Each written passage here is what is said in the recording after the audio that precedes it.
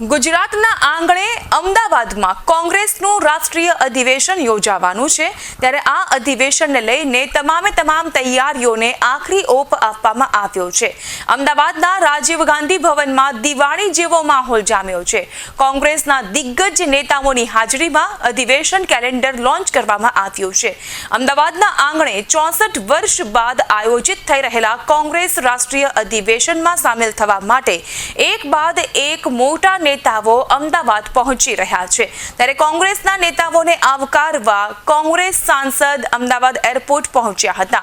કોંગ્રેસના નેતાઓનું અમદાવાદ એરપોર્ટ પર પરંપરાગત રીતે સ્વાગત કરવામાં આવ્યું હતું।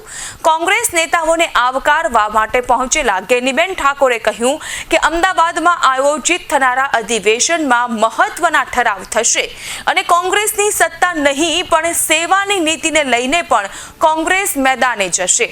8 એપ્રિલે સવારે 11:30 કલાકે કોંગ્રેસ વર્કિંગ કમિટીની બેઠક મળશે સરદાર પટેલ સ્મારક ખાતે, જેમાં સમગ્ર દેશના પ્રદેશ પ્રમુખ, વર્કિંગ કમિટીના સભ્યો, ધારાસભ્ય દળના નેતા વિપક્ષ પણ આવશે। સાંજે 7 વાગે અધિવેશન સ્થળ પર સાંસ્કૃતિક કાર્યક્રમ યોજાશે।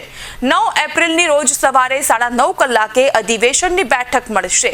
સૌપ્રથમ ફ્લેગ હોસ્ટિંગ થશે અને બાદમાં એજન્ડા પર ચર્ચા કરવામાં આવશે। ઠરાવ પર ચર્ચા થશે। જે નેતાને વિષય પર અભિપ્રાય આપવો હોય તે ચિઠ્ઠી મોકલશે અને તેને આ તક આપવામાં આવશે।